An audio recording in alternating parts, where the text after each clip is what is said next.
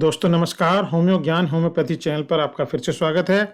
आज के वीडियो में हम आपको बताएंगे कैसे आप होम्योपैथिक मेडिसिन से हार्ट ब्लॉकेज को दूर कर सकते हैं।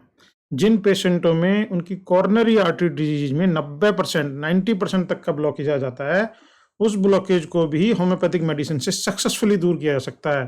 दोस्तों जो हम फार्मूला आज आपको बताएंगे, उस फार्मूले से आप जो है कॉर्नरी आर्टरी डिजीज की जो प्रॉब्लम है, यानी कि हार्ट ब्लॉकेज की जो प्रॉब्लम है, उसको पूरी तरह से ठीक कर सकते हैं।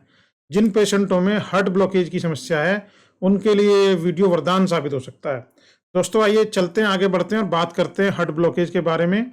आज के वीडियो में हम समझेंगे कि हार्ट ब्लॉकेज क्या है, ये क्यों होता है, इसकी होम्योपैथिक मेडिसिन क्या है और वो कैसे लेनी चाहिए। हर मेडिसिन को हम डिस्क्राइब अच्छे से करेंगे, वीडियो एंड तक जरूर देखिएगा। और जो है इसके लिए डूज एंड डोंट्स क्या है, हमें क्या करना चाहिए क्या नहीं करना चाहिए जिन पेशेंटों को हार्ट का प्रॉब्लम है, हार्ट ब्लॉकेज का समस्या है। दोस्तों एक नज़र मारते हैं स्टैटिस्टिक्स पर जो हार्ट ब्लॉकेज के बारे में, हार्ट की प्रॉब्लम्स के बारे में। एक्चुअली इंडिया में दोस्तों 26% इंडियंस की डेथ, जो मौत है, वो हार्ट प्रॉब्लम की वजह से होती है। और उन 26% में से जो 80% पेशेंट हैं, उनकी जो मौत है वो हार्ट स्ट्रोक की वजह से होती है। 50% लेडीज जो हैं, उनके साथ में जो लेडीज हैं, इंडिया की जो टोटल पॉपुलेशन की जो 50% लेडीज हैं, वो कभी ना कभी किसी न किसी हार्ट डिजीज का शिकार जरूर होती हैं। तो लेडीज भी काफ़ी प्रोन होती हैं। 50% जो है, जो सीवीडी के पेशेंट हैं, जो कॉर्नरी कार्डियोवास्कुलर डिजीज के जो पेशेंट हैं, सीवीडी के जो पेशेंट हैं, कार्डियोवास्कुलर डिजीज जिसे हम कहते हैं, उसकी जो डेथ है वो 52% का रेशो है। यानी कि 70 साल के नीचे के जो पुरुष हैं, मेंस हैं, वो 52% जो डेथ है वो सिर्फ और सिर्फ सीवीडी की वजह से है। 21.2% जो है इंडियन एडल्ट्स हैं, उनको हाइपरटेंशन है, यानी कि उनको जो है अधिक रक्तचाप, बीपी की समस्या है, जिसकी वजह से जो है ये अधिक रक्तचाप यानी कि बीपी की जो ऐसी समस्या है जो कार्डियोवास्कुलर डिजीज को बढ़ावा देती है, जिसकी वजह से हार्ट की प्रॉब्लम जो है हो सकती है और बढ़ सकती है। दोस्तों कॉर्नरी आर्टरी डिजीज जो है, जो हार्ट ब्लॉकेज है, वो बड़ी ही सिंपल चीज़ें समझने के लिए होता ये है कि जो हमारी आर्टरीज हैं, उनकी वॉल का एक स्टैंडर्ड थिकनेस साइज होती है। उस स्टैंडर्ड थिकनेस के साइज के हिसाब से आर्टरीज बहुत अच्छे तरीके से काम करती हैं। ब्लड फ्लो जो है वो बड़ा नॉर्मल होता है। लेकिन किसी वजह से प्लाक जमने लगता है, जब आर्टरीज पे प्रेशर पड़ने लगता है, तो जो कोलेस्ट्रॉल होता है हमारे ब्लड के अंदर में, वो धीमे धीमे आर्टरीज पर चिपक करके वहाँ पे एक प्लाक बना देता है, यानी कि वहाँ जो है अवरुद्ध करने लगता है और आर्टरीज में जगह कम पड़ने लगती है, और इसी को ब्लॉकेज कहते हैं। ये ब्लॉकेज बढ़ता रहता है जब तक ये 70-75% तक पहुँचता है, तब तक पता नहीं चलता है। जैसे ही इस थ्रेशोल्ड से ऊपर जाता है, वैसे ही जो है पेन स्टार्ट शुरू हो जाता है और बहुत सारे जो है सिम्टम नजर आने लगते हैं। तो दोस्तों यही है हार्ट ब्लॉकेज, जिसको अगर ट्रीट ना किया जाए तो बहुत दिक्कत हो सकती है। इस हार्ट ब्लॉकेज को ट्रीट करने के लिए इंग्लिश मेडिसिन जो सिस्टम है, उसके अंदर में इसमें स्टंट डाल देते हैं। जैसे ही ब्लॉकेज का पता चलता है कि 80% के थ्रेशोल्ड से ऊपर जा रही है, उसमें स्टंट डाल देते हैं, स्टंट से वो रिमूव कर दिया जाता है। लेकिन जो स्टंट है वो परमानेंट सॉल्यूशन नहीं है। आपने नोटिस किया होगा, जिन लोगों में स्टंट पड़ा है वो 3-4 साल में या 2-3 साल में ही दूसरा स्टंट भी उनको डलता है। यानी कि जो उनकी आर्टरीज हैं, जिनका ब्लॉकेज जो है 65% 70% था, जिनमें स्टंट नहीं डाला था डॉक्टर ने, उनका ब्लॉकेज बढ़ते बढ़ते वापस से जब 80% के करीब पहुंच जाता है, तो उनमें भी डालना पड़ता है, नहीं तो थ्रेट कंडीशन हो जाती है। दोस्तों अगर आपने हमारा चैनल अभी तक सब्सक्राइब नहीं किया है तो सब्सक्राइब जरूर कर लें। आगे बढ़ते हैं, जानते हैं कि कॉर्नरी आर्टरी डिजीज, जैसे हमने कि बताया कि वो होती क्या है और उसका सिम्टम क्या है और वो क्या कर देती है। दोस्तों कॉर्नरी आर्टरी डिजीज के अंदर में प्लाक बिल्ड होता है।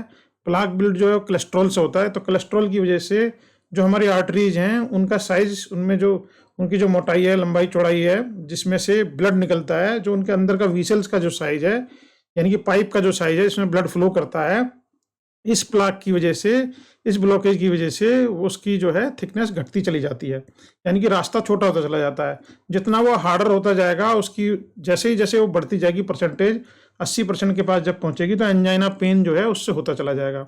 एंजाइना पेन आप समझते होंगे, वो हम आगे बताएंगे भी एंजाइना पेन क्या होता है। तो एंजाइना पेन होने लगता है, जो कि एक सिम्टम है हार्ट की प्रॉब्लम का, और अगर इसका निदान न किया जाए, अगर ये 100% ब्लॉक हो जाए तो हार्ट अटैक का कारण बनती है। यानी कि जो CAD है, कोरोनरी आर्टरी डिजीज, जो हार्ट ब्लॉकेज की समस्या है, अगर इसको सही टाइम पर ट्रीट न किया जाए तो ये हार्ट ब्लॉकेज जो है बाद में जाकर के हार्ट फेलियर का कारण बन जाती है।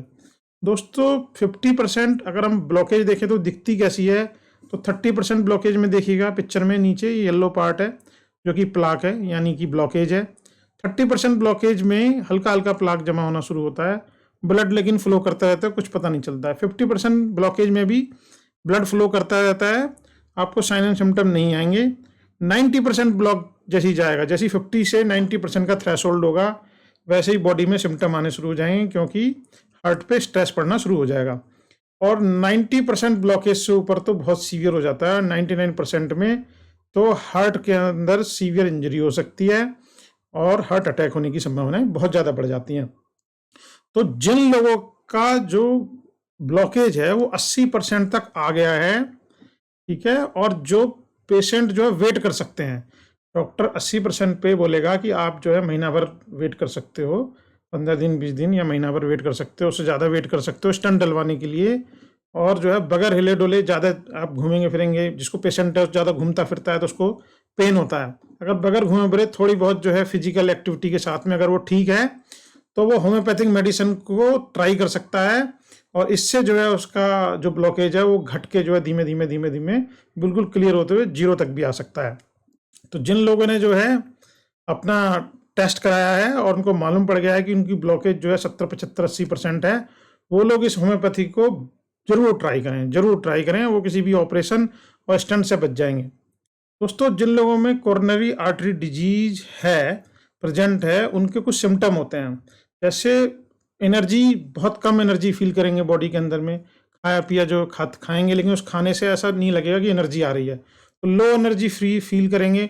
जैसे भी थोड़ा भी फिजिकली कोई काम करेंगे सांस लेने में दिक्कत होगी, ठीक है। चेस्ट में डिस्कम्फर्ट होगा, जब कोई एक्सरसाइज या वॉक करेंगे या थोड़ी लंबी दूरी पर जाएंगे तो जो है उस फिजिकल एक्टिविटी के साथ में चेस्ट में डिस्कम्फर्ट होगा। तो कोरोनरी आर्टरी डिजीज है वो फिजिकल एक्टिविटी के साथ में जुड़ी हुई है, जैसे ही कोई फिजिकल काम करेंगे वैसे ही स्ट्रेस होना शुरू हो जाएगा, वैसे ही डिस्कम्फर्ट होना शुरू हो जाएगा। और जब ये बहुत ज़्यादा बढ़ जाती है, 80%, 85% से भी ऊपर पहुंच जाती है, तो ये प्रॉब्लम बैठे बैठे विदाउट किसी मूवमेंट के भी आने लगते हैं। दोस्तों उसके बाद एंजाइना होता है, जब ये 80% से ऊपर जाने लगती है तो एंजाइना होने लगता है। एंजाइना जो है चेस्ट में पेन होगा, चेस्ट में दर्द होगा, आपका लेफ्ट जो हाथ है, जो उल्टा हाथ है, वो कंधे से लेकर के पूरे हाथ के अंदर दर्द होगा, चेस्ट में दर्द होगा, बैक में दर्द होगा, और हमारा जो जबड़ा है इसमें दर्द होगा। ये कोरोनरी आर्टरी डिजीज के सिम्टम है। चक्कर आएंगे, फटीक होगा और लैक ऑफ एनर्जी होगा, कैसा लगेगा कि बॉडी में एनर्जी नहीं है। ये हमारे सिम्टम है कोरोनरी आर्टरी डिजीज के लिए, यानी कि ब्लॉकेज के लिए। अब जानते हैं कि ब्लॉकेज का कारण क्या है। ब्लॉकेज का कारण, जो मुख्य कारण है जो पता किए गए हैं, जो फेमस हैं और मेडिकल रिसर्च कहती हैं, वो ये है कि पहला कारण है स्मोकिंग। जो लोग बहुत ज़्यादा स्मोकिंग करते हैं उनके अंदर प्लाक बनने की टेंडेंसी ज़्यादा होती है। हाइपरटेंशन, जिन लोगों को बीपी का प्रॉब्लम है उनमें ये हो सकती है। जिनमें हाई कोलेस्ट्रॉल की प्रॉब्लम है और जो बहुत मोटे हैं, ओबीज हैं, उनके अंदर भी ये समस्या होती है। डायबिटीज़, जिन लोगों को मधुमेह की प्रॉब्लम है उनके अंदर भी जो है CAD हो सकती है।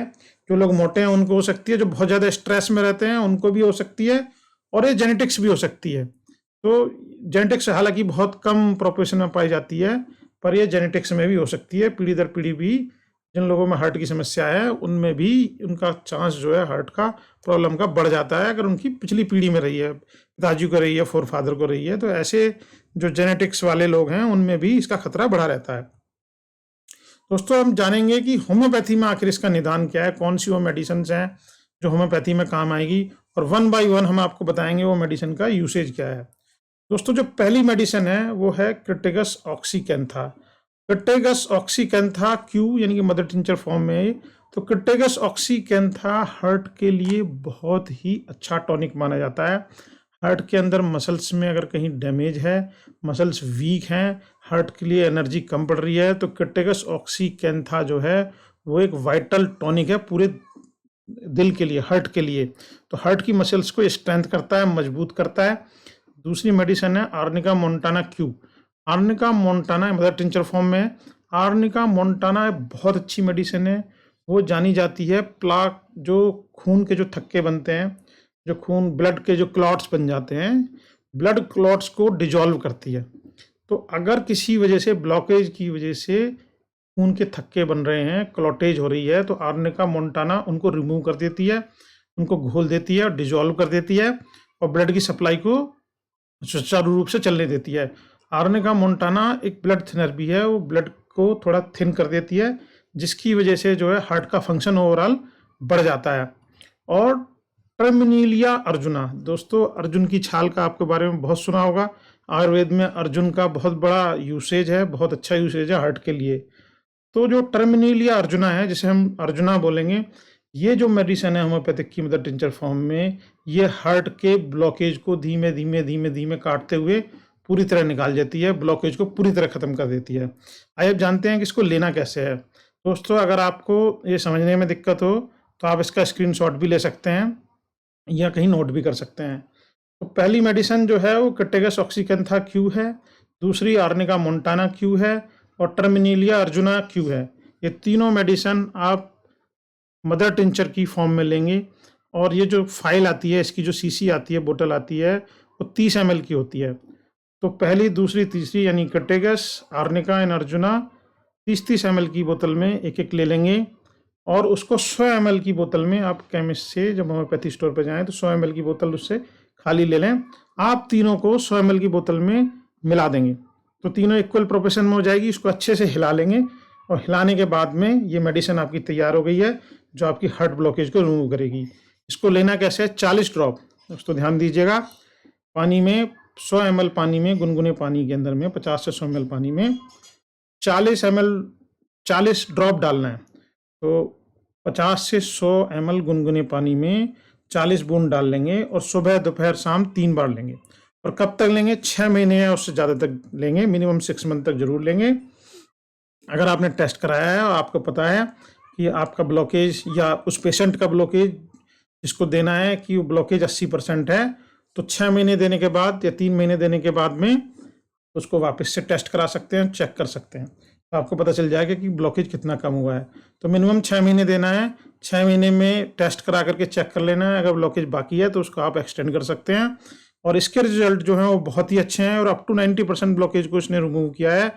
हमारे क्लिनिक में भी जो है बहुत अच्छा रिजल्ट देती है। और आप अगर इसको देखेंगे, ये जो मेडिसिन हैं, आप इंडिविजुअल कहीं पढ़ेंगे भी इसको, मटेरिया मेडिका में बहुत ही बेहतरीन मेडिसिन है। दोस्तों एक चीज़ ध्यान रखिएगा, होम्योपैथिक मेडिसिन, किसी भी तरह की होम्योपैथिक मेडिसिन खाना खाने से 30 मिनट पहले या 30 मिनट बाद ही लेनी चाहिए और पहली डोज तो खाली पेट सुबह लेनी चाहिए।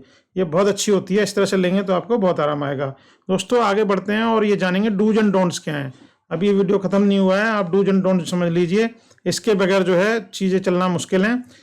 आप हेल्दी लाइफ स्टाइल अडॉप्ट कीजिए। तो डूज एंड डोंट में डूज जो है हमारे वो हैं, हेल्दी लाइफ स्टाइल पेशेंट को अडॉप्ट करना है, उसको अपनी फिजिकल एक्टिविटी बढ़ानी है धीमे धीमे, शुरू में नहीं बढ़ानी है। शुरू में पहले जब तक ये जितने भी सिम्टम्स आ रहे हैं, हल्के फुल्के चलने पर जो पेन आ रहा है, ये सब जब सेटल होने शुरू हो जाएंगे तो थोड़ी थोड़ी जो है एक्सरसाइज जो है अपने डेली लाइफ में इस्तेमाल करना है, स्टार्ट करना है। उसके अलावा एक्टिविटी, जो हॉबीज़ हैं वो एक्टिविटी बेस्ड रखनी है। तो अपनी हॉबीज़ को ऐसे ट्यून कीजिए कि वो एक्टिविटी से लिंक हो जाए। उसके अलावा जो है फ्रूट्स का इस्तेमाल काफ़ी कीजिए। तो फ्रूट्स का इस्तेमाल करने से फ़ायदा ये होता है कि उसमें फ्रक्टोज होता है, उससे बॉडी को एनर्जी भी रहती है।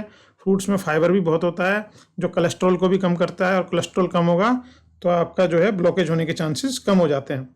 उसके अलावा हरी पत्तेदार सब्जियां खूब सारी जो है अपने खाने में शामिल कीजिए, ये बहुत ज़रूरी हैं।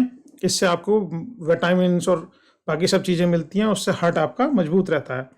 दोस्तों फ्राइड फूड, तले हुए फूड से दूर रहें, कम से कम उसको खाएं, ज़्यादा ना खाएं, केवल स्वाद अनुसार खाएं।